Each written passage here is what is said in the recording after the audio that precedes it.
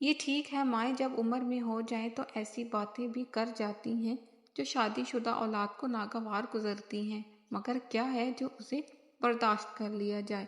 ایسے ہزاروں جلی کٹی بھی تو ہمارے بچپن میں ماں سہتی رہی۔ یقین کیجیے، جو ایسا کر جائے گا اس کی لغت سے غم کا لفظ ہی نکل جائے گا۔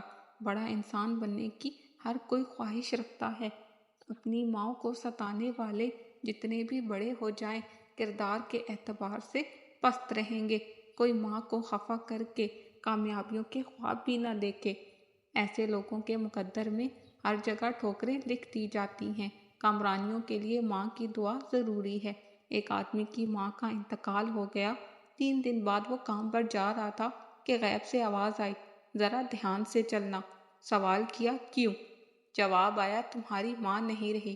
ہمارے ایک ساتھی شہر کے ان چند لوگوں میں سے ہیں جن کا آج تک کسی ڈاکو، کسی چور، کسی ٹارگٹ کلر سے واسطہ نہیں پڑا، حالانکہ وہ رات کو 2 بجے گھر سے جاتے ہیں اور ان کا راستہ جرائم پیشہ لوگوں کے گھر سے ہو کر گزرتا ہے۔